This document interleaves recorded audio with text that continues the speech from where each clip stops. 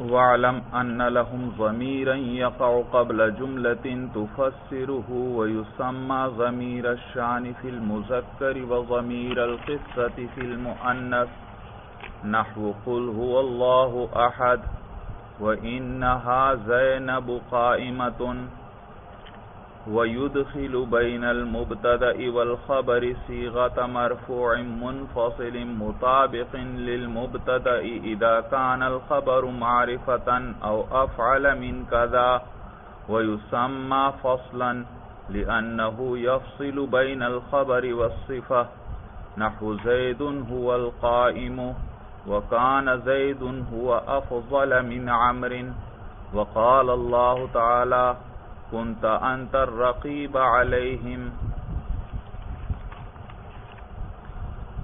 گزشتہ سبق میں مبنیات میں سے سب سے پہلے مبنی یعنی ضمیریں جو ہیں ان کے بارے میں ہم نے پڑھنا شروع کیا تھا، اور صاحب ہدایت النحو نے آپ کو بتایا تھا کہ ضمیر ایسے اسم کو کہتے ہیں جس کو وضع کیا گیا ہو تاکہ وہ دلالت کرے متکلم پر، مخاطب پر، یا ایسے غائب پر جس کا ذکر مقدم ہو چکا ہو، چاہے اس کا ذکر جو مقدم ہوا وہ لفظاً ہو یا معنن ہو یا حکماً ہو گئی۔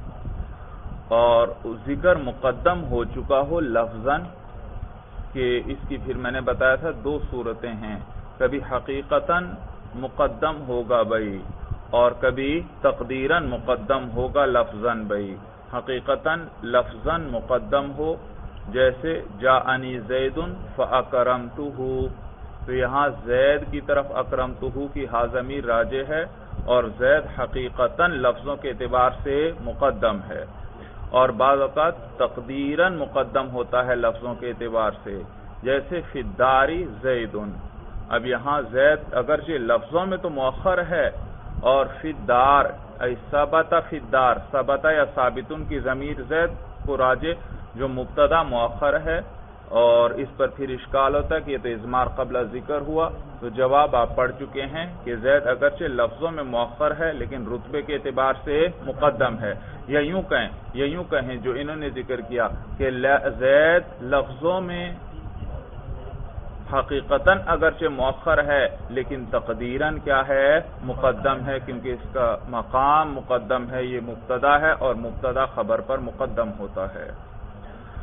اور کبھی کبھار مرجع مقدم ہوگا معنی کے اعتبار سے، یعنی کوئی اور لفظ اس پر دلالت کر رہا ہوگا یا سیاق کلام اس پر دلالت کر رہا ہوگا، کوئی اور لفظ اس پر دلالت کر رہا ہو یا کسی اور لفظ کے ضمن میں وہ موجود ہو، جیسے قرآن میں اللہ فرماتے ہیں اعدلوا هو اقرب للتقوی، تو اعدلوا کے ضمن میں کون گزر گیا، کس کا ذکر آ گیا، عدل، تو ہوا ضمیر اس عدل کی طرف راجع جو معنن مقدم ہے بھائی، لفظوں میں نہیں ہے کیونکہ ذکر ہی نہیں ہوا بھائی، تو معنن کیا ہے، مقدم ہے۔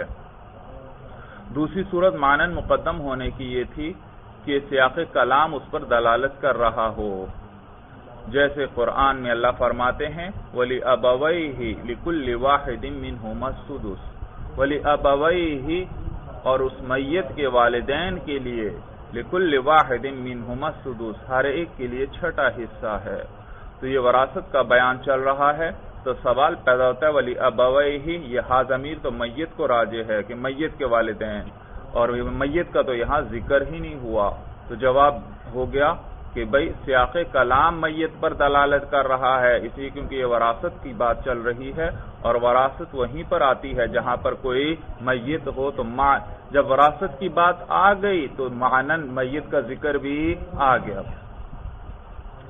یا اس کی اور مثال میں نے ذکر کی تھی جس پر سیاق کلام دلالت کر رہا ہو، یہ نحو کی کتاب ہے، جگہ جگہ آپ کو کوئی ضمیر ملے گی اور کہیں گے یہ ضمیر نحویوں کو راجع،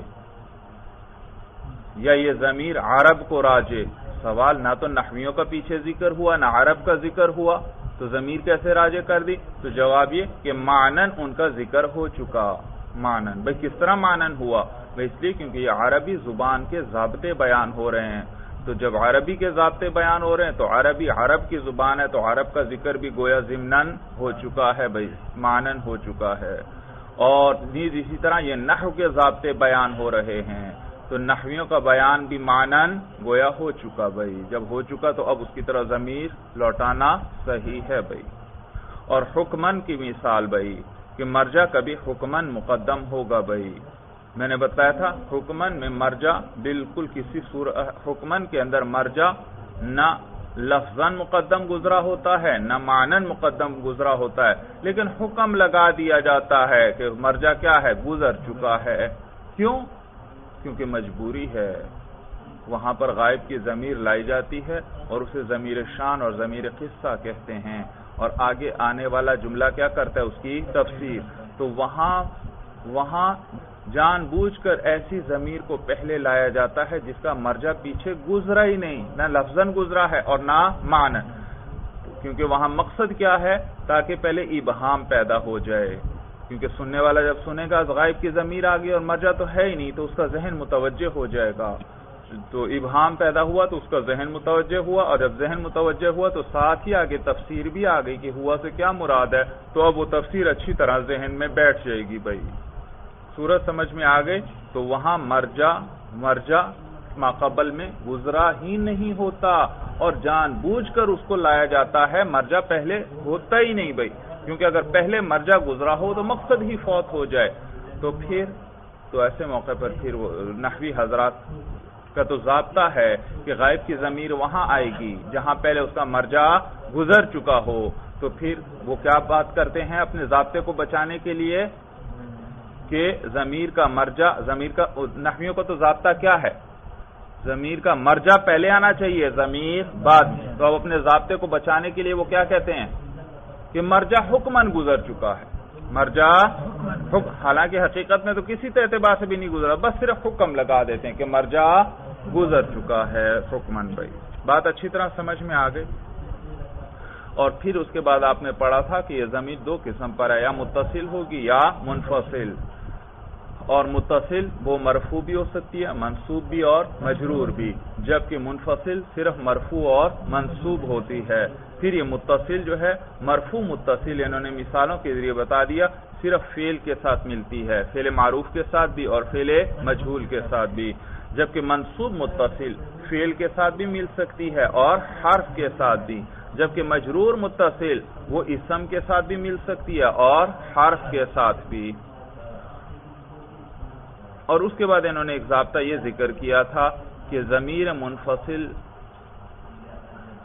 منفصل استعمال نہیں کرتے، سب سے پہلے کوشش یہ کی جاتی ہے ضمیر متصل استعمال کی جائے۔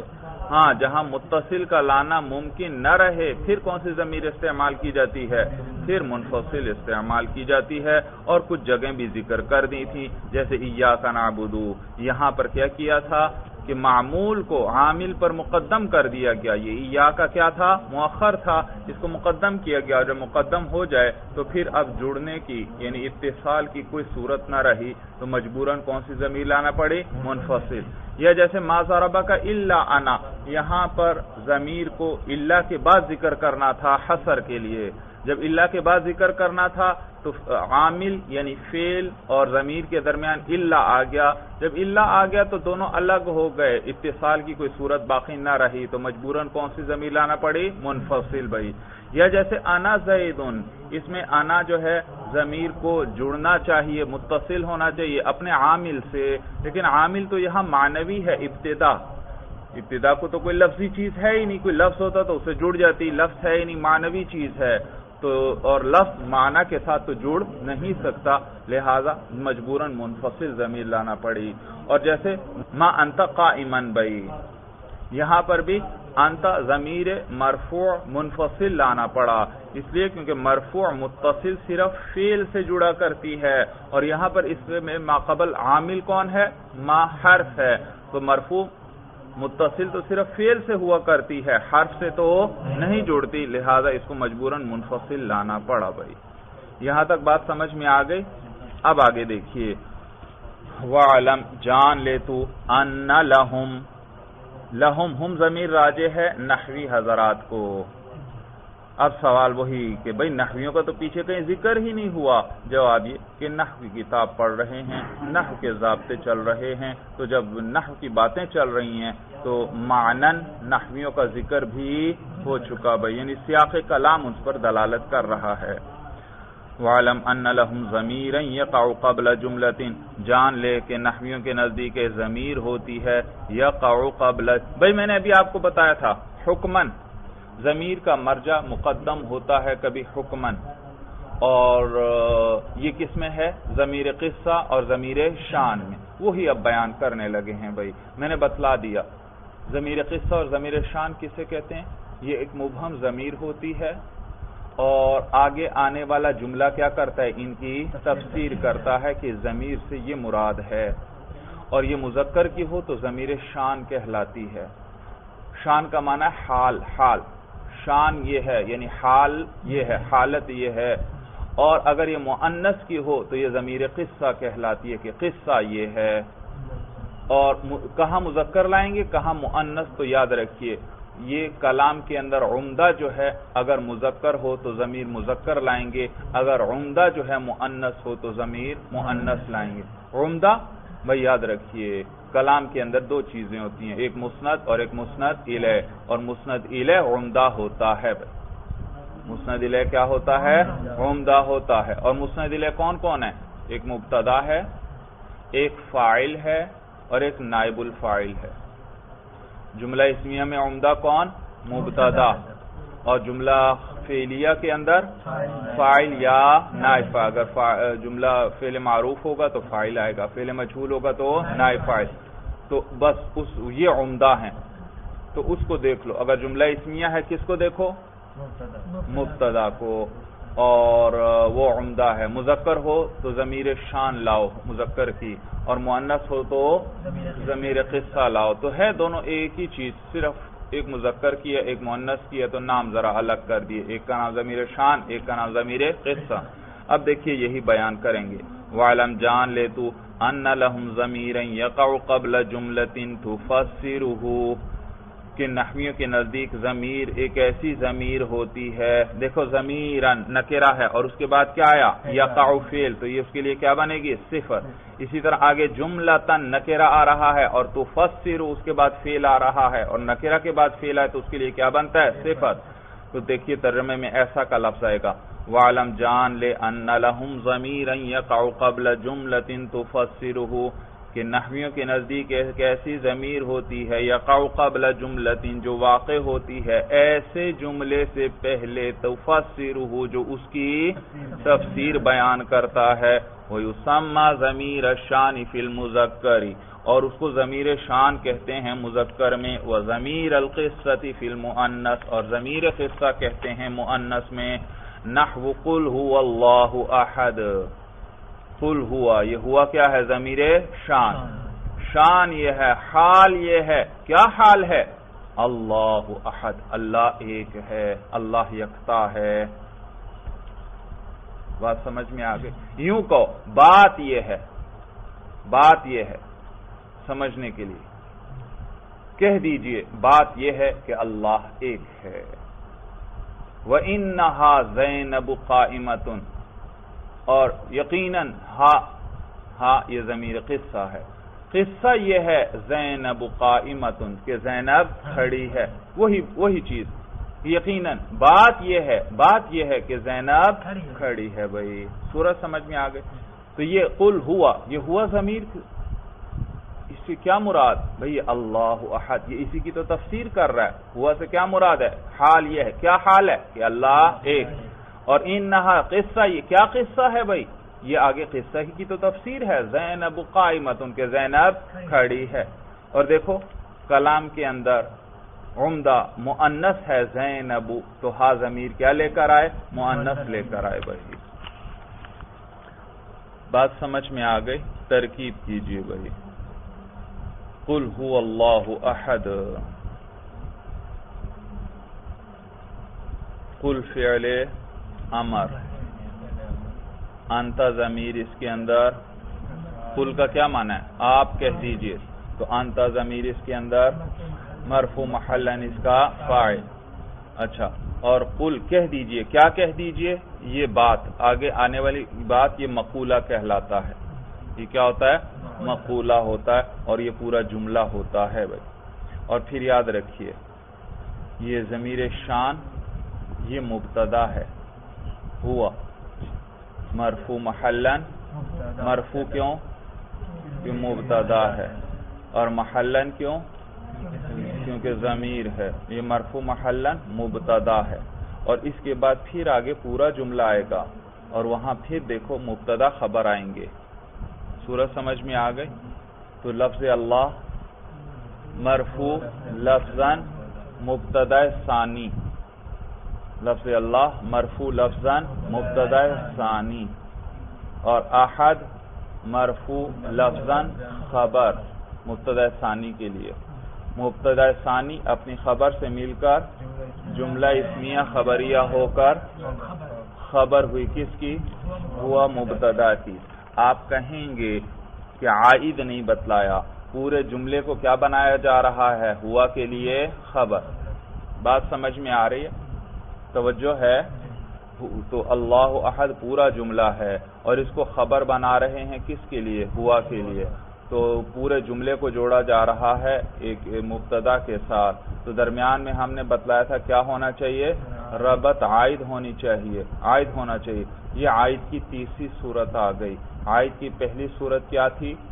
کہ کوئی غائب کی ضمیر ہو جو اس اسم کی طرف لوٹے جس کے ساتھ آپ جملہ شبہ جملہ کو جوڑ رہے ہوں. عائد کی دوسری قسم کیا تھی؟ کہ جس سے جوڑ رہے ہیں وہ خود ہی اس جملے میں آ جائے. جیسے الحاقۃ ملحاقہ، وہی حاقہ جس سے آپ ملحاقہ کو جوڑ رہے ہیں وہی حاقہ خود کس میں آ گیا؟ ملحاقہ کے اندر آ گیا. یا جیسے انت قائمن، یہ قائمن کو کس سے جوڑ رہے ہیں؟ انتا سے، اور اس قائمن کے خود اندر کیا آ گیا؟ انتا آ گیا. یا انا قائمن، اس قائمن کو کس سے جوڑ رہے ہیں؟ انا سے، تو اس قائمن میں خود کیا آ گیا؟ انا. یہ دوسری قسم تھی. یہ آج عائد کی تیسری صورت آ گئی. تیسری صورت یہ ہے کہ جس سے آپ جملے کو جوڑ رہے ہوں وہ خود جملہ اسی کی تفسیر ہے. وہ جملہ خود کیا ہے؟ اسی کی. جب یہ خود اسی کی تفسیر ہے تو یہ ربط تو جڑ گیا، ظاہر سی بات ہے. ہوا سے کیا مراد ہے؟ ہوا سے مراد یہ اللہ احد ہی تو ہے، یہ اسی کی تفسیر تو ہے. سورج سمجھ میں آ گئی؟ تو یہ ربط آ گیا اس کے ذریعے کہ یہ خود اسی کی تفسیر ہے. بھائی بات اچھی طرح سمجھ میں آ گئی بھائی؟ یوں کہو دوسرے لفظوں میں کہ جب جملہ اسی کی تفسیر ہے تو کسی عائد کی ضرورت نہیں.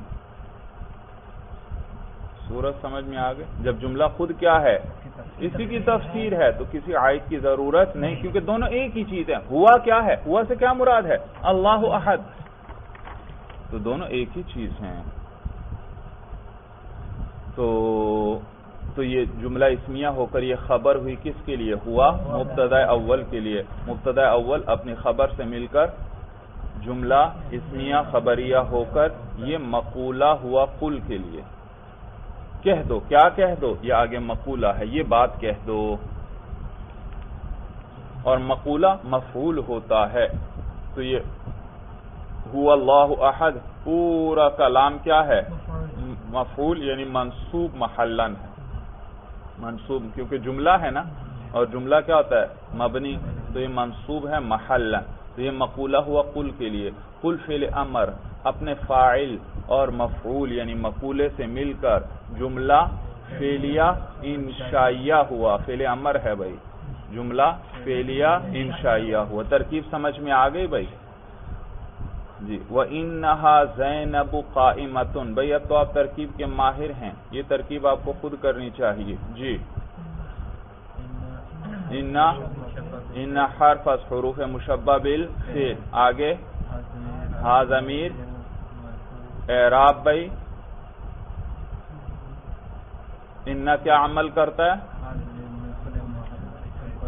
اپنے اسم کو نصب دیتا ہے تو نصب دے دیں. اور کیا چاہیے؟ ہاں ہا ضمیر منصوب محلن ان کا اسم. اور یہ کیا ہے؟ ضمیر قصہ ہے، یہ تو آپ کو پتہ ہی ہے. یہ ان کا اسم. آگے جی شاباش. زینب کیونکہ پورا جملہ ہوگا نا، اس ضمیر شان کی، ضمیر قصہ کی کیا کرے گا؟ تفصیل. پورا جملہ ہے تو پھر دوبارہ مبتدا اور خبر آئیں گے. تو زینب مرفوع لفظاً مبتدا بھائی مبتدا. اچھا زینبن کیوں نہیں پڑھ رہے؟ تنوین کیوں نہیں آ رہی بھائی؟ کیونکہ یہ کیا ہے؟ شاباش، غیر منصرف. اسباب منع صرف کیا ہیں دو اس کے اندر؟ عالمیت ہے، علم ہے، نام ہے، اور تانیث ہے، مؤنث ہے بھائی، مؤنث کا نام ہے. تو یہ غیر منصرف. تو یہ مرفوع لفظاً مبتدا. آگے قائمتن مرفوع لفظاً صیغہ اسم فاعل. مرفوع کیوں؟ کیونکہ خبر ہے. لفظاً کیوں؟ اس کے رفع پر ہم تلفظ کر رہے ہیں. تو مرفوع لفظاً صیغہ اسم فاعل. آگے شابہ، اس کے اندر ہی ضمیر مرفوع محلاً اس کا فاعل، جو کس کو راجع؟ شاباش کی قائمہ زینب کی خبر ہے، تو یہ ہوا ضمیر زینب کو راجع. تو اس میں فاعل اپنے فاعل سے مل کر شبہ جملہ ہو کر خبر. پھر آگے مبتدا اپنی خبر سے مل کر جملہ اسمیہ خبریہ ہو کر یہ انا کی خبر بھائی. اور انا اپنے اسم اور خبر سے مل کر جملہ اسمیہ خبریہ ہوا بھائی. ترکیب سمجھ میں آ گئی بھائی. وَيُدْخِلُ بَيْنَ الْمُبْتَدَإِ وَالْخَبَرِ صِيغَةَ مَرْفُوعٍ مُنْفَصِلٍ مُطَابِقٍ لِلْمُبْتَدَإِ. یہاں سے آپ کو فصل کے بارے میں بتلانے لگے ہیں. کس کے بارے میں؟ فصل. بھئی یاد رکھیے زید القائم، زید توجہ ہے، زید القائم، یہ یوں کو ملا کر پڑھیں زید القائم، کیونکہ زیدن کے آخر میں کیا ہے؟ تنوین کا نون ہے، وہ ساکن ہے. القائم کے آگے شروع میں حمزہ گر گیا، لام بھی ساکن، ما قبل میں نون بھی ساکن. تو پھر کیا کرتے ہیں؟ حرکت کسرہ کی دے دیتے ہیں. جب دو ساکن اکٹھے ہو جائیں تو کیا پڑھیں گے؟ زیدن القائم. جی کیا بنیں گے یہ آپس میں؟ بھائی معرفہ زیدن بھی، القائم بھی معرفہ. تو بظاہر شبہ یہ پڑتا ہے شاید یہ موصوف صفت بنیں گے، لیکن آپ تو ان کو مبتدا خبر بنانا چاہتے ہیں. تو مبتدا تو ہوتا ہی معرفہ ہے، خبر نکرہ ہوتی ہے، لیکن کبھی کبھار خبر بھی معرفہ لے آتے ہیں بعض وجہ سے. اور خبر کو بھی جب معرفہ لائیں، مبتدا بھی معرفہ ہے، تو کیا شبہ پڑتا ہے شاید یہ آپس میں موصوف صفت ہیں. تو پھر ایسے موقع پر مبتدا اور خبر کے درمیان ایک مرفوع ضمیر مرفوع منفصل جیسا صیغہ لے آتے ہیں، صیغہ لے آتے ہیں. تو یہاں مثلا زیدن ہوا، زیدن هو القائم. پہلے کیا تھا؟ زیدن القائم. شبہ پڑتا تھا شاید زید موصوف ہے، القائم اس کی صفت، لیکن آپ تو دونوں کو کیا بنانا چاہتے ہیں؟ مبتدا خبر. تو پھر اس کے لیے درمیان میں یہ فصل لے آتے ہیں، یعنی ضمیر مرفوع منفصل جیسا ایک صیغہ لے آتے ہیں. تو کیسے کہیں گے؟ زیدن هو القائم. یہ ہوا درمیان میں لے آئے. اب موصوف صفت کا شبہ نہیں پڑتا، کیونکہ موصوف صفت کے درمیان تو فصل نہیں آتا، جدائی نہیں آتی. اور یہاں تو ہوا کیا کر رہا ہے؟ دونوں کے درمیان جدائی. تو پتہ چل گیا یہ موصوف صفت نہیں ہے اور یہ آپس میں مبتدا خبر ہیں. اگر ہوا نہ ہو تو شبہ کیا پڑتا ہے؟ یہ موصوف صفت ہیں، حالانکہ آپ تو کیا بتانا چاہتے ہیں؟ یہ مبتدا خبر ہیں. تو پھر درمیان میں کیا لے آتے ہیں؟ مرفوع منفصل جیسا ایک صیغہ لے آتے ہیں، زیدن هو القائم. اور یاد رکھیں یہ ہوا، یہ صورت تو ضمیر جیسی ہے لیکن یہ ضمیر نہیں ہے بھائی، اس لیے اس کو فصل کہتے ہیں. اس کو کیا کہتے ہیں؟ فصل کہتے ہیں. تو یہ بصرہ والے اس کو فصل کہتے ہیں، جبکہ کوفہ والے اس کو عماد کہتے ہیں. عماد ایک ہی چیز ہے، نام الگ الگ ہیں. بصرہ والوں نے اس کا نام کیا رکھا؟ فصل. فصل کے معنی ہے جدائی. اس نے جدائی کر دی صفت اور خبر کے درمیان. پہلے تو شبہ کیا پڑ رہا تھا؟ صفت. اب اس نے جدا کر کر بتلا دیے کہ یہ صفت نہیں ہے بلکہ یہ خبر ہے اس کی. تو اس کو فصل کہتے ہیں. تو حاصل کلام کیا ہوا کہ عرب جو ہیں وہ مبتدا اور خبر میں جب خبر بھی کیا آ جائے معرفہ، درمیان میں کیا لاتے ہیں ضمیر مرفوع منفصل جیسا ایک صیغہ لاتے ہیں. یہ ضمیر نہیں ہے، اس لیے یہ نہ کہو ضمیر فصل، بلکہ اس کا نام وہ کیا رکھتے ہیں فصل. سمجھ میں آئی بات؟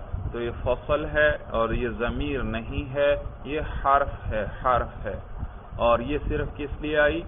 تاکہ فرق ہو جائے صفت اور خبر کے درمیان، پتہ چل جائے یہ صفت نہیں ہے آگے جو آ رہی ہے بلکہ وہ خبر ہے. کس طرح فرق ہوا؟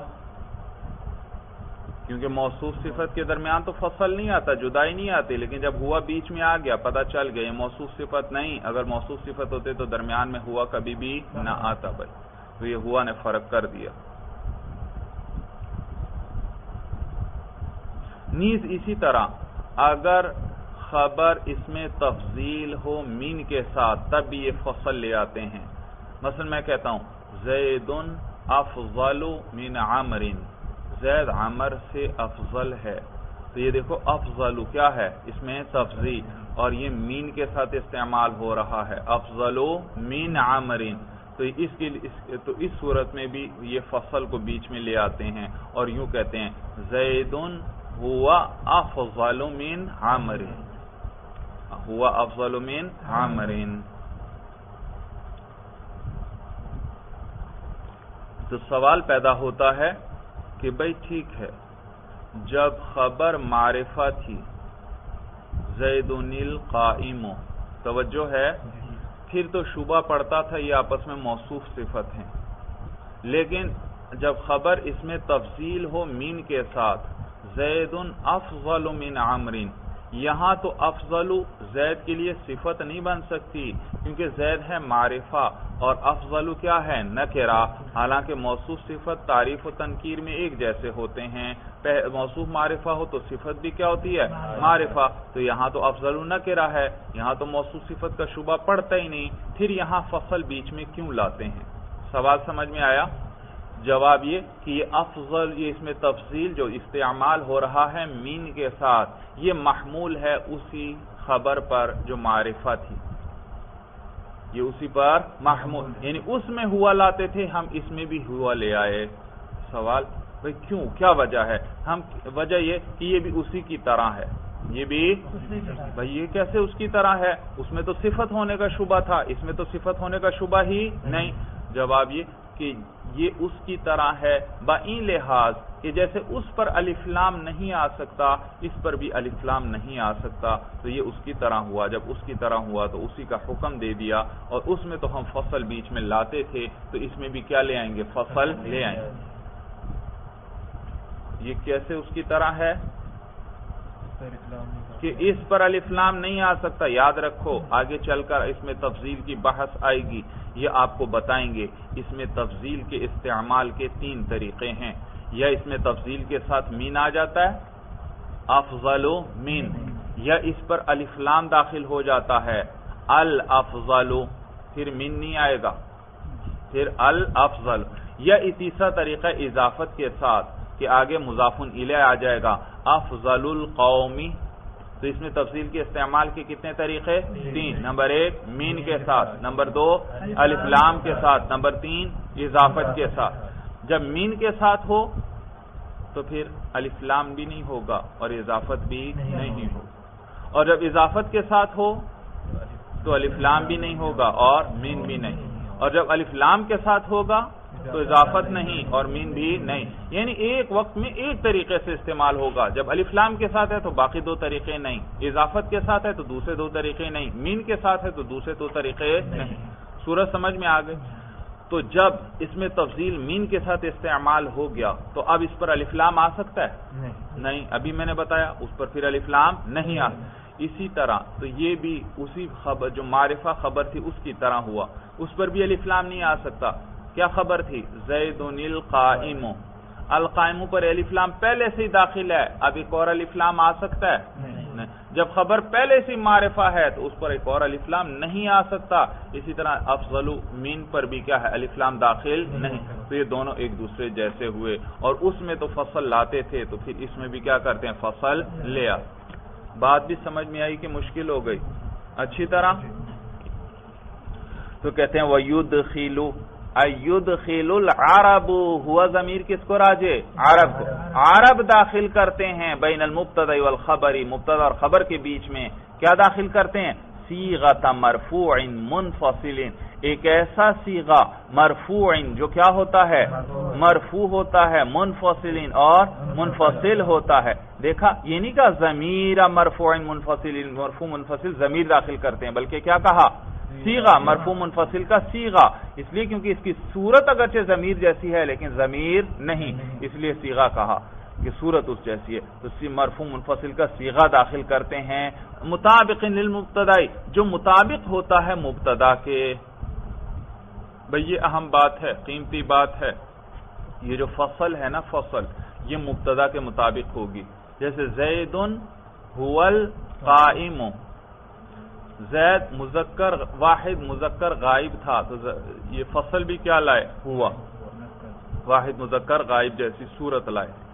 اور اگر زید یہاں الزیدانی ہوتا تو فصل کیا لاتے ہما, الزیدون ہوتا تو فصل کیا لاتے ہم.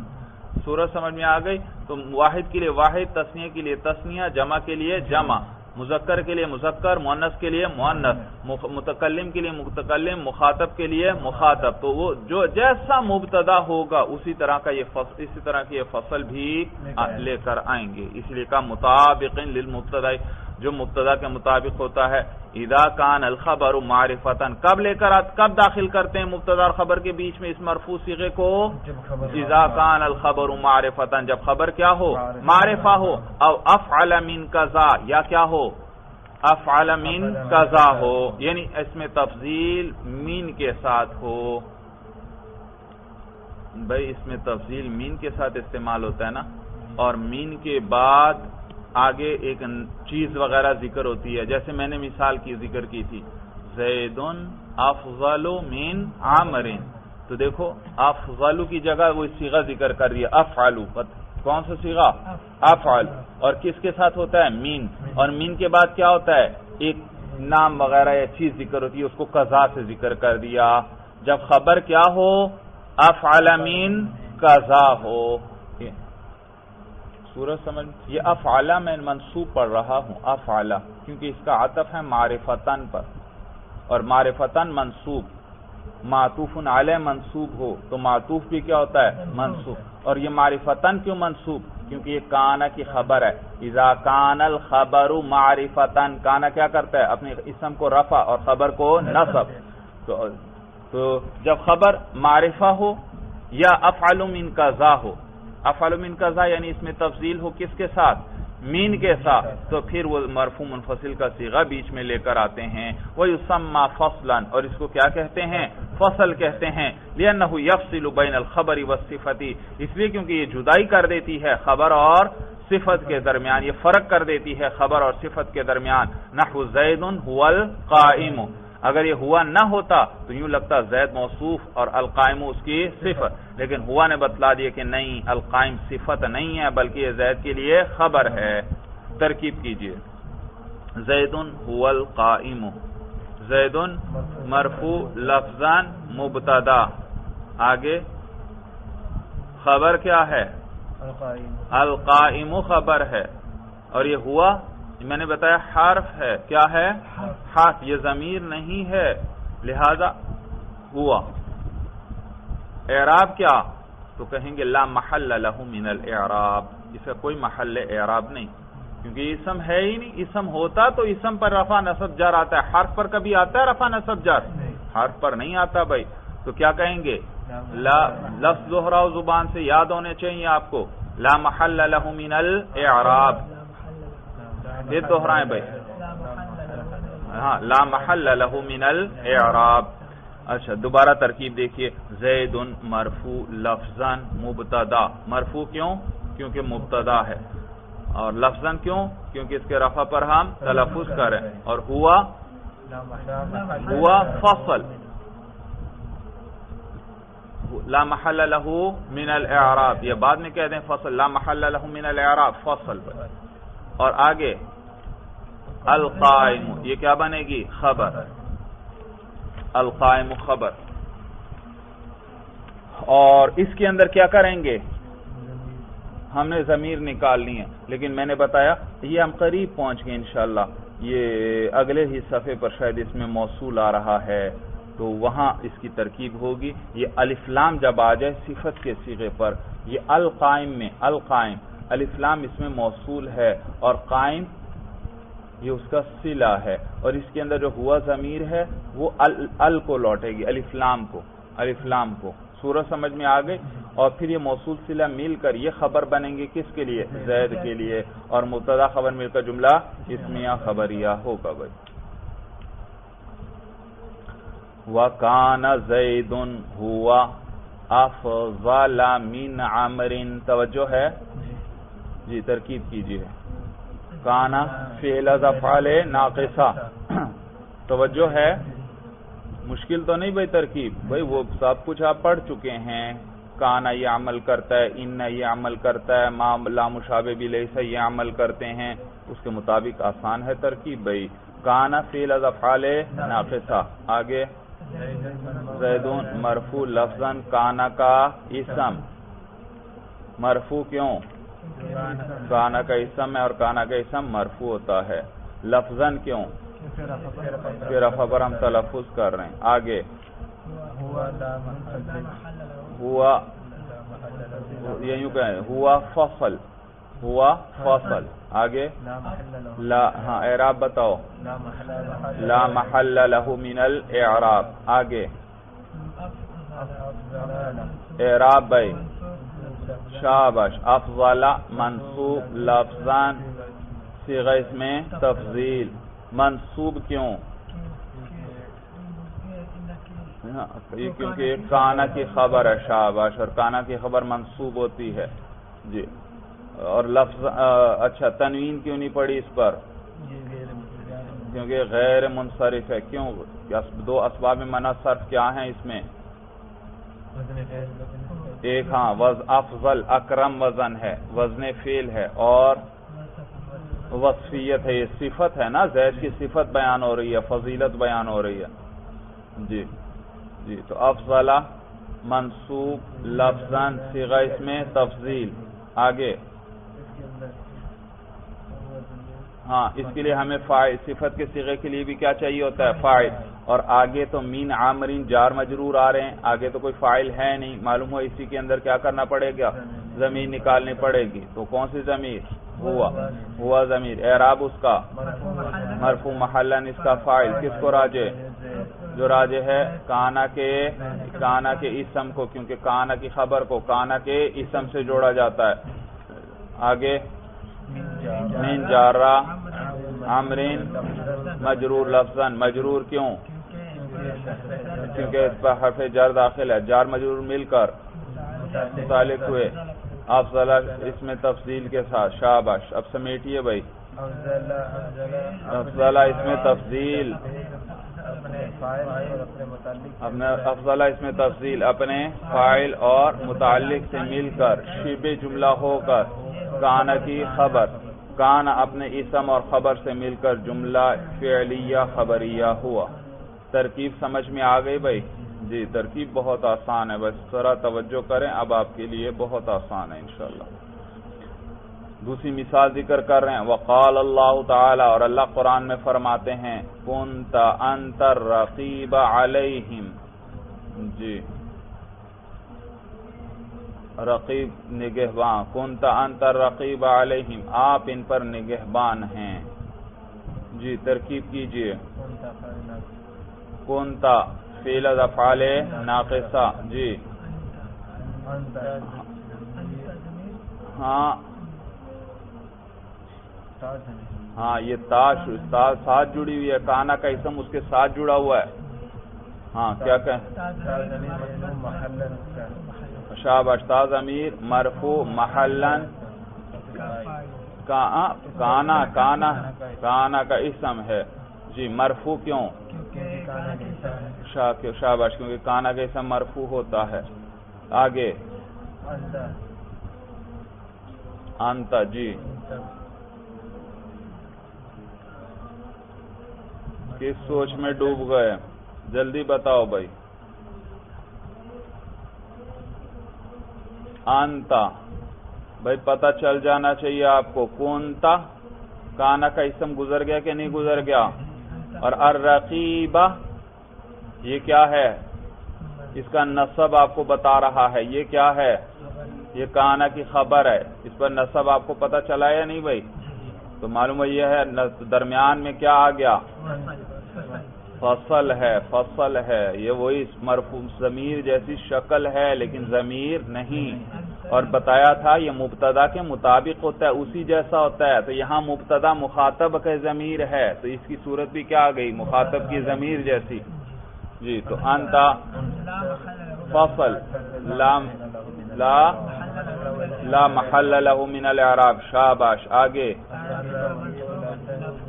الرقیب منصوب لفظاً کانا کی خبر. الرقیب کیا ہے؟ ہاں خبر. پہلے تو صیغہ دیکھ لینا. منصوب لفظاً صیغہ صفت مشبہ فاعل شریف وزن ہے. تو اس کے اندر ہوا ضمیر مرفوع محلاً. جی ہاں جلدی بتائیے. ہوا ضمیر اس کے اندر مرفوع محلاً اس کا فاعل. اس میں مفعول میں نائب فاعل ہوتا ہے، باقی صفت کے صیغوں میں فاعل ہوتا ہے. یا اسی طرح فعل مجہول میں نائب فاعل ہوتا ہے، باقی سب میں فاعل. تو الرقیب منصوب لفظاً صیغہ صفت مشبہ. اس کے اندر ہوا ضمیر مرفوع محلاً اس کا فاعل جو کس کو راجع؟ کانا کے اسم کو. کانا کا اسم کون سی ضمیر ہے؟ تا ضمیر. تا کس کی ضمیر ہے؟ مخاطب کی. میں نے کیا بتایا تھا ضابطہ؟ صفت کے صیغے کو جس قسم کی ضمیر سے جوڑو اس کے اندر اسی قسم کی ضمیر ہوتی ہے. ہاں تو الرقیبہ کے اندر انتا ضمیر ہے مرفوع محلاً اس کا فاعل. جی اور آگے علی جارہ. اور ہم نہ پڑھنا اس کو، یہ صرف اس کی حرکت ہے. ہم ضمیر مجرور محلاً جار مجرور مل کر متعلق رقیب صفت مشبہ سے، کیونکہ 8 چیزوں سے جار مجرور متعلق ہوتا ہے، ان میں سے کیا ہے؟ صفت مشبہ. جار مجرور اچھا صفت مشبہ اپنے فاعل اور متعلق سے مل کر یہ شبہ جملہ ہو کر کانا کی خبر، کان اپنے اسم اور خبر سے مل کر جملہ فعلیہ خبریہ ہوا. تو بصرہ والے اس کو فصل کہتے ہیں اور کوفہ والے اس کو عماد کہتے ہیں. عماد کا معنی ستون، یعنی بچاؤ. ستون کی بھی چھت گرنے سے بچتی ہے تو یہ بھی عماد ہے، ستون ہے، یعنی ما بعد کو خبر سے صفت کی طرف گرنے نہیں دیتا. صورت سمجھ میں آ گئی؟ خبر تو کلام کا ایک بڑا جز ہے نا، اور صفت تو ایک چھوٹا جز ہے. صفت کے بغیر بھی بات پوری ہو جاتی ہے لیکن خبر کے بغیر تو بات پوری نہیں. تو صفت جو خبر ہے وہ اعلیٰ جز، تو اس سے صفت کی طرف اس کو گرنے نہیں دیتا. بھائی اوپر آیا وَيُدْخِلُ بَيْنَ الْمُبْتَدَإِ وَالْخَبَرِ، اور عرب داخل کرتے ہیں مبتدا اور خبر میں. معلوم ہوا یہ یدخلو کے اندر جو ضمیر ہوا ہے وہ عربوں کی طرف راجع ہے. کس کی طرف؟ عرب. سوال پیدا ہوتا ہے یہاں تو ما قبل میں کہیں عربوں کا ذکر نہیں ہوا. تو جواب یہ کہ بھئی سیاق کلام عربوں پہ دلالت کر رہا ہے، کلام کا چلاؤ، اس لیے کیونکہ یہ عربی زبان کے قوانین ہم پڑھ رہے ہیں. جب قوانین عربی زبان کے ہیں تو گویا عربوں کا ذکر معنن ہو چکا ہے. بھائی صورت سمجھ میں آ گئی بھائی؟ تو اس لیے ان کی طرف ضمیر راجع کر دی. تو وہ جو صورتیں پڑھی تھی ضمیر کا مرجع مقدم ہوگا، کبھی لفظاً، کبھی معنن، کبھی حکمن. یہ کون سی قسم ہے؟ معنن مقدم ہے. معنن کے اندر دو صورتیں تھی نا، یا تو کسی اور لفظ کے ضمن میں مرجع گزرا ہو یا سیاق کلام اس پر دلالت کر رہا ہو. تو یہاں یہ عربوں کی طرح. اور ماقبل میں اسی ایک سطر ماقبل میں آیا تھا ان لہم. یہ لہم ضمیر نحویوں کو راجع کی تھی. سوال پیدا ہوا کہ نحویوں کو تو ماقبل میں ذکر ہی نہیں ہوا. جواب یہ کہ نحو کی کتاب چل رہی ہے تو گویا کہ نحویوں کا ذکر ہو چکا ہے، یعنی سیاق کلام ان پر دلالت کر رہا ہے. تو یہ وہ معنن کے اندر داخل ہیں.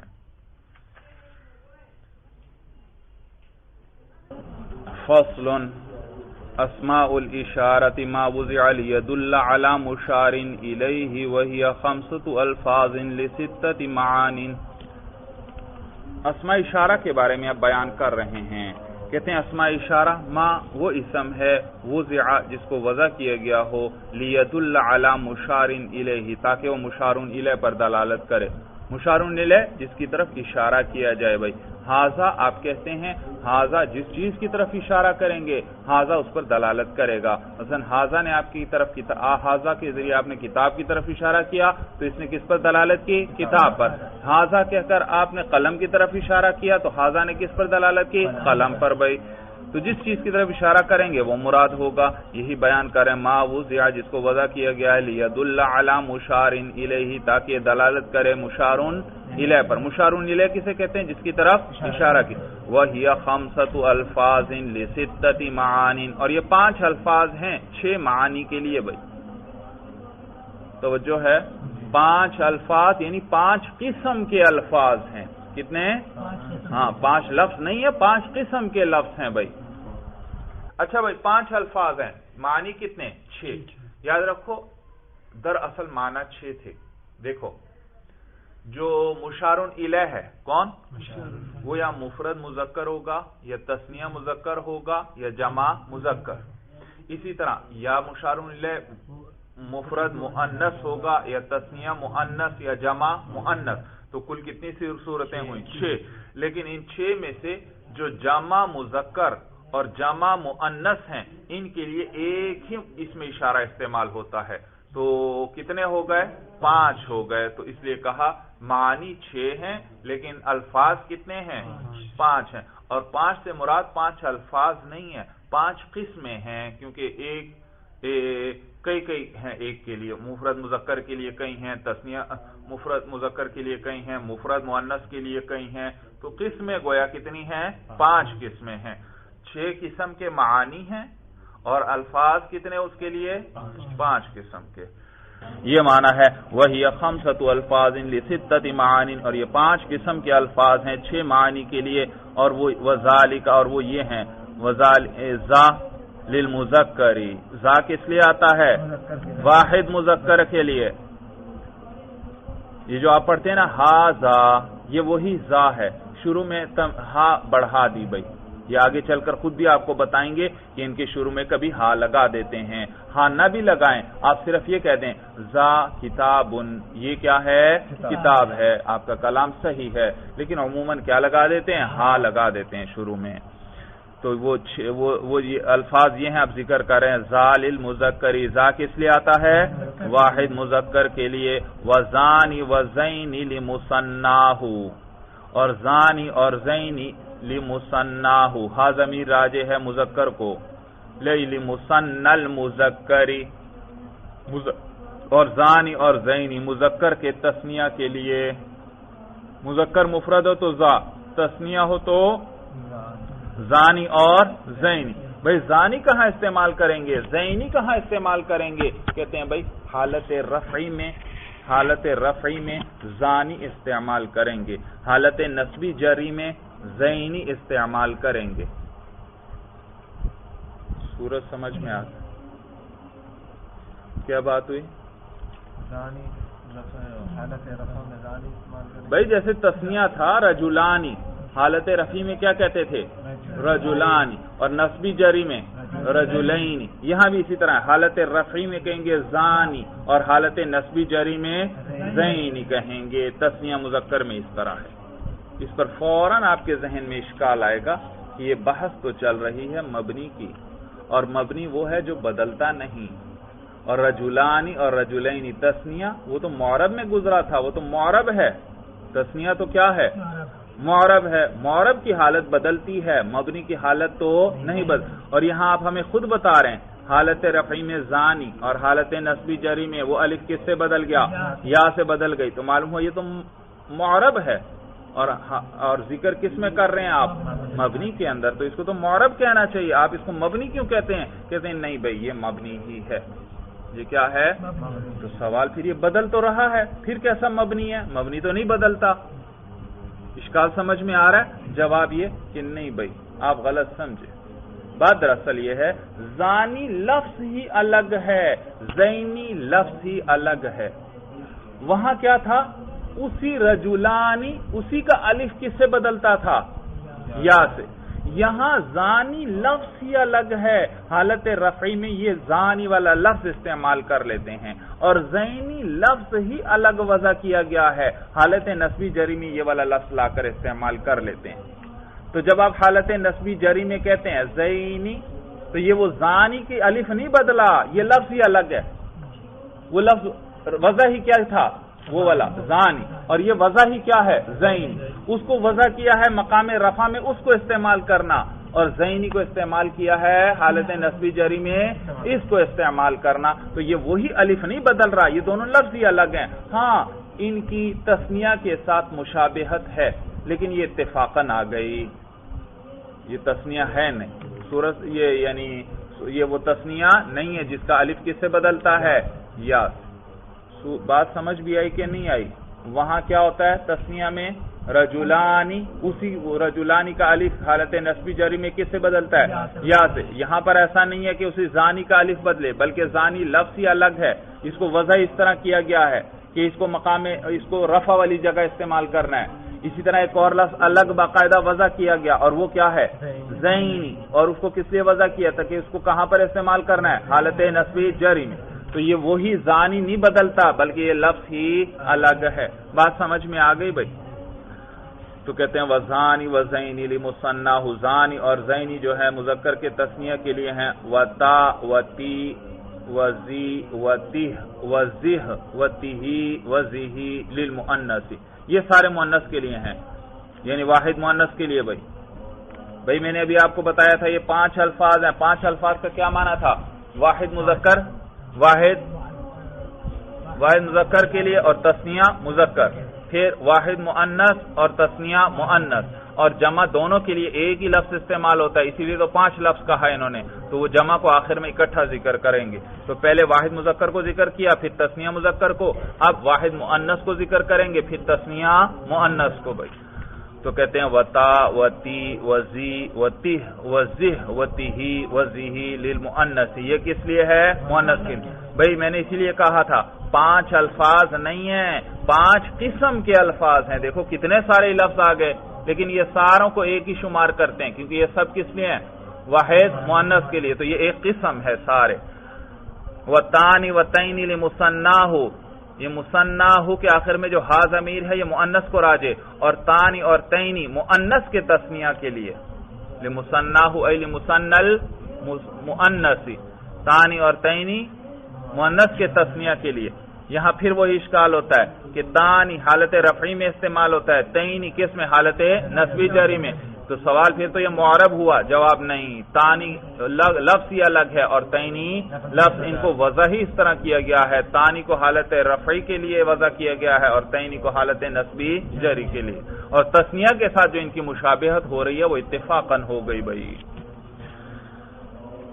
وَأُولَاءِ بِالْمَدِّ وَالْقَصْرِ لِجَمْعِهِمَا، اور اولائی اور اولا، ایک آخر میں حمزہ ہے، ایک بغیر حمزہ کے ساتھ، حمزہ ہو آخر میں، الف کے بعد حمزہ ہو تو یہ مدہ الف ممدودہ کہلاتا ہے۔ کیا کہلاتا ہے؟ اور اگر الف کے بعد حمزہ نہ ہو تو یہ الف مقصورہ کہلاتا ہے۔ تو اولا بغیر حمزہ کے، اور اولائی حمزہ کے ساتھ لمبا کرنا ہے کیونکہ ممدودہ ہے۔ تو یہ دونوں طرح یہ لفظ استعمال ہوتا ہے، الا بالمد والقصر، مد کے ساتھ بھی ہے اور قصر کے ساتھ بھی ہے، لجمعہما ہونا چاہیے بھئی، یہ جمعہما ہے آپ کی کتابوں میں، لجمعہا ہے نہیں، ہما، لجمعہما ان دونوں کی جمع کے لیے ہے، ان دونوں کون دونوں؟ مذکر اور مؤنث، ہاں تو مذکر مؤنث دونوں کی جمع کے لیے الا لفظ استعمال ہوتا ہے، الا قصر کے ساتھ اور اولائی مد کے ساتھ۔ وقد یلحق بأوائلها ہاء التنبیہ، اور کبھی کبھار ملا دیا جاتا ہے بأوائلها ان کے شروع کے ساتھ ہاء التنبیہ، کس کو؟ ہائے تنبیہ کی ہاء بھائی، تنبیہ کا معنی دوسرے کو متنبہ کرنا۔ بھائی دیکھیے آپ کسی کی توجہ اپنی طرف کروانا چاہتے ہیں تو آپ کیا کرتے ہیں؟ ہا آواز نکالی، اس ہا سے کیا ہوا؟ دوسرا آپ کی طرف متوجہ، جیسے آپ کہتے ہیں نا یا زید، یا کے ذریعے کیا کرتے ہیں؟ دوسرے کو اپنی طرف متوجہ، اسی طرح یہ ہا بھی دوسرے کو متنبہ کرنے کے لیے عربی میں استعمال ہوتی ہے، تو اس کو ہائے تنبیہ کہتے ہیں، اور یہ اس میں اشارہ پر عام داخل ہوتی ہے۔ نحو ھذا، دیکھا یہ وہی زا ہے، زا کے شروع میں کیا بڑھا دی؟ تنبیہ والی ہا بڑھا دی۔ وہازانی، دیکھا وہی زانی ہے اور شروع میں کیا بڑھا دی؟ تنبیہ والی ہا، تو ہازا وہازانی وہاؤلائی، دیکھا وہی اولائی ہے، شروع میں کیا بڑھا دی؟ ہا۔ ویتصل بأواخرها حرف الخطاب، اور ان کے آخر کے ساتھ مل جاتا ہے حرف خطاب، ان کے آخر کے ساتھ بھائی شروع میں تو ان کے مل جاتی ہے تنبیہ والی ہا، اور آخر میں کیا مل جاتا ہے؟ حرف خطاب، جیسے ذاکا، دیکھو کاف مل گیا، کاف مل گیا۔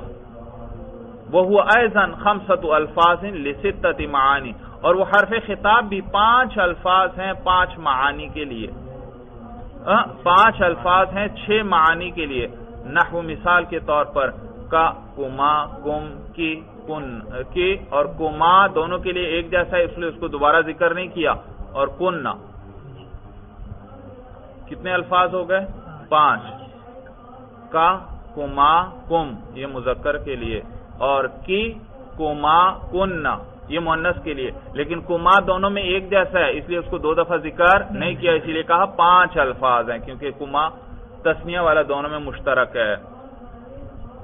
سورت سمجھ میں آ گئی بھائی؟ یاد رکھیے، ادھر دیکھیے، یہ جو اس میں اشارہ ہے نا، اس کے آخر میں کبھی کبھار آخر میں حرف خطاب جوڑ دیتے ہیں، اور یہ 5 الفاظ ہیں انہوں نے آپ کو بتایا، اور 6 معانی ہیں۔ 5 الفاظ کون سے ہیں؟ کا، کما، کم، کی اور کننا، کما تو گزر گیا، تو 5 الفاظ، اور معانی 6 ہیں۔ واحد مذکر مخاطب، تثنیہ مذکر مخاطب، جمع مذکر مخاطب، واحد مؤنث مخاطبہ، تثنیہ مؤنث مخاطبہ اور جمع مؤنث مخاطب۔ بھئی میں جس سے بات کر رہا ہوں اس میں یہی 6 صورتیں ہو سکتی ہیں، میرے سامنے یا ایک مرد ہوگا یا 2 مرد ہوں گے یا 2 سے زیادہ ہوں گے، واحد ہوگا، تثنیہ ہوگا یا جمع، یا وہ مؤنث ہوں گے جن سے بات کی جا رہی ہے تو وہ واحد ہوگی یا تثنیہ ہوگی یا جمع۔ صورت سمجھ میں آ گئی؟ تو یہ حرف خطاب ہے، تو یہ حرف خطاب جوڑ دیتے ہیں اس میں اشارہ کے ساتھ، اور یہ صرف اتنا بتاتا ہے کہ بات کتنے لوگوں سے کی جا رہی ہے۔ مثلا دور کھڑا زید کھڑا تھا، میرے سامنے ایک مرد کھڑا ہے، میں اس مرد کو بتانا چاہتا ہوں کہ وہ زید ہے، وہ زید ہے، تو میں کیا کہوں گا؟ ذاکا زیدن، ذاکا زیدن۔ دیکھو ذا تو اس میں اشارہ ہے، یہ اس کے ساتھ جو کاف میں نے جوڑا یہ کاف حرف خطاب ہے، یہ صرف اتنا بتا رہا ہے کہ میرا مخاطب ایک مرد ہے، ایک مذکر ہے۔ ذاکا زیدن، ترجمہ کیا ہوگا؟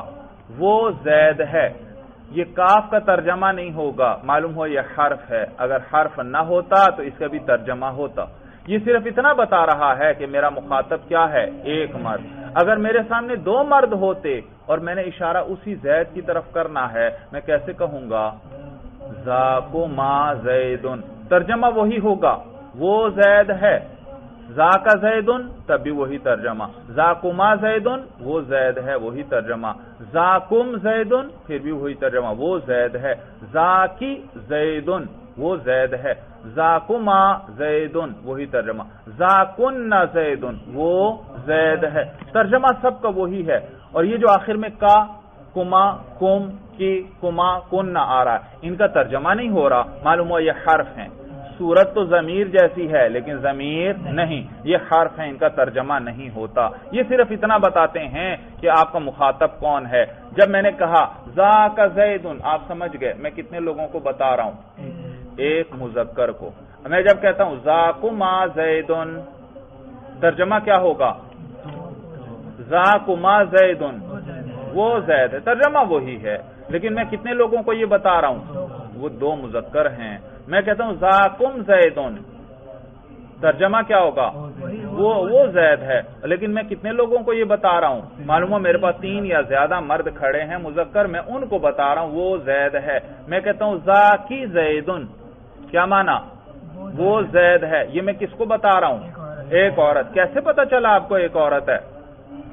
ذاکی کے آخر میں جو کاف مکسور جو آ رہا ہے یہ بتلا رہا ہے۔ ذاکن زیدن وہ زید، یہ میں کس کو بتا رہا ہوں؟ 3 یا زیادہ عورتوں کو۔ آپ کو کیسے پتا چلا؟ یہ کن سورج سمجھ، یہ گویا یہ جو حرف خطاب ہوتا ہے اس میں اشارہ کے آخر میں، یہ اس کا ترجمہ نہیں کیا جاتا، ترجمہ نہیں ہوتا، معلوم ہوا یہ حرف ہے ضمیر نہیں۔ یہ صرف کیا بتاتا ہے کہ میرا مخاطب وہ ایک مرد ہے یا 2 مرد ہیں یا زیادہ ہیں، ایک مؤنث ہے یا 2 مؤنث ہیں یا زیادہ ہیں۔ تو اس کو کیا کہتے ہیں؟ کاف حرف خطاب، یہ یوں کہیں کاف حرفیہ خطابیہ، اس کو کیا کہتے ہیں؟ کاف حرفیہ خطابیہ۔ اور یہ کہاں جڑتا ہے؟ اس میں اشارہ کے آخر میں، جیسے ہائے تنبیہ کس کے شروع میں جڑتی ہے؟ اس میں تنبیہ والی ہا اس میں اشارہ کے شروع میں جڑتی ہے، اور کاف حرفیہ خطابیہ کہاں جڑتا ہے؟ آخر میں سورت۔ اسی لیے اب قرآن میں آپ کو یہ حرف خطاب اس طرح جگہ جگہ آپ کو ملے گا۔ اب آپ کو بات سمجھ میں آئے گی، کہیں پر کیا ہوگا؟ مثلا ذاکا یا ذالکا، کہیں ہوگا ذالکما، کہیں ہوگا ذالکم۔ سورت سمجھ میں آ گئی؟ تو اس سے اتنا پتا چل گیا کہ مخاطب ایک ہیں یا 2 ہیں یا 3، ترجمہ البتہ اس کا نہیں ہوگا۔ بات اچھی طرح سمجھ میں آ گئی بھائی؟ تو کہتے ہیں وَيَتَّصِلُ بِأَوَاخِرِهَا حرف الخطاب، اور ان حروف اور یہ اسماء اشارہ کے آخر کے ساتھ مل جاتا ہے حرف خطاب۔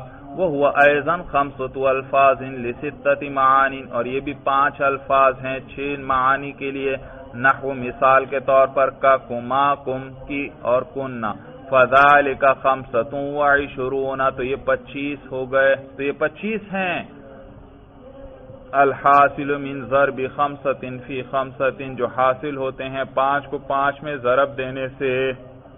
بھئی دیکھیے اس میں اشارہ کی کتنی قسمیں؟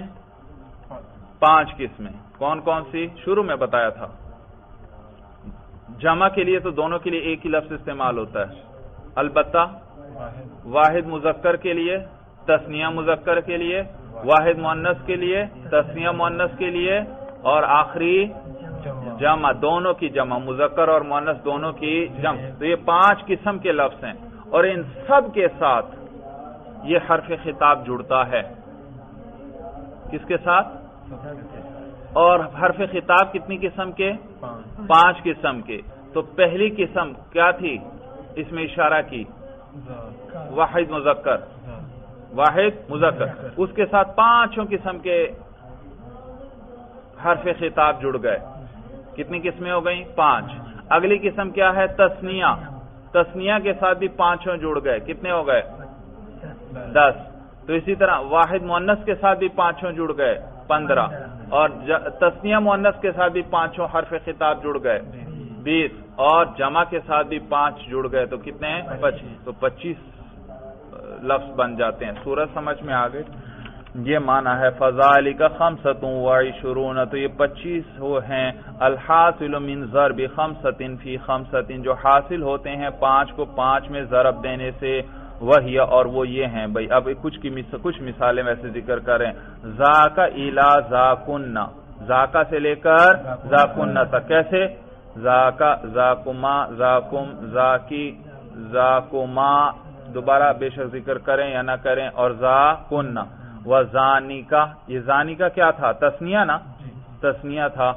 تو یہ ذاکا سے لے کر ذاکن، ذانیکا سے لے کر ذانی کن. کیسے ہوگا؟ ذانیکا، ذانکما، ذانکم، ذانکی، ذانکما، ذانکن. تو وہ تسنیہ کو ہم بہرحال 2 دفعہ گزار لیتے ہیں، وہ ایک ہی ہے. سورج سمجھ. وَكَذَلِكَ الْبَوَاقِي، اور اسی طرح باقی بھی ہیں، یعنی واحد مؤنث بھی اور تسنیہ مؤنث بھی اور جمع بھی. وَعْلَمْ أَنَّ ذَا لِلْقَرِيبِ وَذَلِكَ لِلْبَعِيدِ وَذَاكَ لِلْمُتَوَسِّطِ. بھائی یاد رکھیے، عربی زبان سید الالسنہ ہے، تمام زبانوں کی سردار ہے. اس بے انتہا فصیح و بلیغ زبان ہے. بڑی لمبی بات مختصر لفظوں میں ادا ہو جاتی ہے اس کے اندر، اور اتنے الفاظ ہیں، اتنے الفاظ، ذخیرہ اتنا عظیم کہ کوئی زبان اس کے قریب بھی نہیں پہنچ سکتی بھائی، قریب بھی. اور اس میں ایک حرف بھی بیکار نہیں. دیکھو اس میں اشارہ ذا کا معنی یہ ذا کا، یہ بھی اس میں اشارہ، اور ذالکا یہ بھی اس میں اشارہ. تو لیکن ان میں ایک حرف بھی زائد نہیں. ذا کے اندر حروف تھوڑے،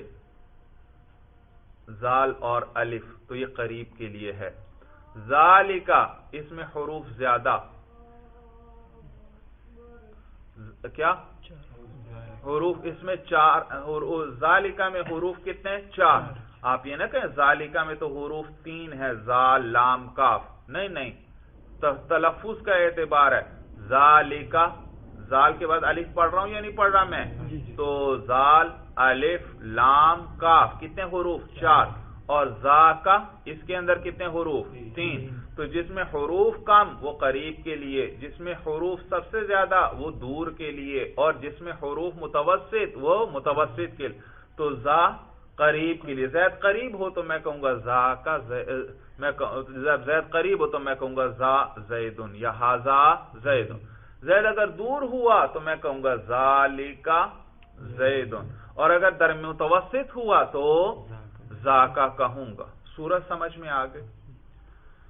تو جو کہتے ہیں وَعْلَمْ جان لے أَنَّ ذَا لِلْقَرِيبِ کہ ذا جو ہے وہ قریب کے لیے ہے، وَذَلِكَ لِلْبَعِيدِ اور ذَلِكَ بعید کے لیے. بات سمجھ میں آ گئی نا؟ تلفظ کا اعتبار ہے. ذَلِكَ دیکھو زال کے بعد میں ایک الف پر تلفظ کر رہا ہوں، تو زال، الف، لام، کاف 4 حروف ہو گئے.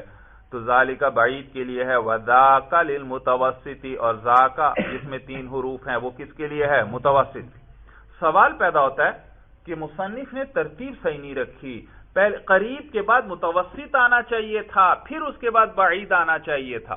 قریب، متوسط اور پھر بعید، درجہ بدرجہ. کہتے ہیں نہیں بھائی، مصنف کی ترتیب بالکل ٹھیک ہے. جو متوسط ہے یہ اس کا پتہ قرب اور بعد کے بعد پتہ چلے گا. کس کے بعد؟ پہلے قریب آپ کس کو کہہ رہے ہیں اور بعید کس کو کہہ رہے ہیں، یہ تو ذرا پتہ چلے. پھر جو ان کے بیچ ہوگا اس کو ہم کہیں گے متوسط. جب تک قریب اور بعید کا پتہ نہیں چلے گا متوسط کا پتہ بھی نہیں. مثلا زید میرے سے 10 فٹ دور کھڑا ہے، اب اس کو میں متوسط کہوں یا نہ کہوں؟ کتنا دور ہے؟ 10 فٹ دور کھڑا ہے. مجھے نہیں پتا. جب تک 5 فٹ والے کو میں قریب اور 15 والے کو میں بعید نہیں کہوں گا، یہ 10 والا متوسط نہیں بن سکتا. سورج سمجھ میں آ گئی؟ 5 فٹ والے کو میں کیا کہوں؟ یہ تو قریب. 15 فٹ ایک کھڑا تھا، میں کہوں یہ دور ہے، تو 10 فٹ والے کو آپ خود ہی کہیں گے یہ متوسط ہے. سورج سمجھ. اور اس کی ذرا اور صورت بنا لو. ایک آدمی میرے سے 50 فٹ دور کھڑا ہے اور ایک 100 فٹ دور کھڑا ہے. میں نے کہا یہ 50 فٹ والا قریب ہے اور 100 فٹ والا بعید ہے. اب آپ خود سمجھ گئے جو ان دونوں کے بیچ ہے 70 یا 80 فٹ والا وہ کیا ہے؟ متوسط ہے. تو توسط کا پتہ ہی کس سے چلے گا؟ قرب اور بعد طے ہو جانے کے بعد، کیونکہ وہ ان دونوں کے درمیان نسبت کا نام ہے. سورج سمجھ میں آ گئی؟ تو کہتے ہیں جان لے کے ذا قریب کے لیے ہے اور ذالک بعید کے لیے. تو دیکھو پہلے قریب اور بعید کو ذکر کر دیا، پھر اس کے بعد جو ذاک للمتوسط، اور ذاک کس لیے ہے؟ متوسط کے لیے ہے بھائی. چلیے بس هذا هو المرام، اللہ اعلم بحقیقت الکلام.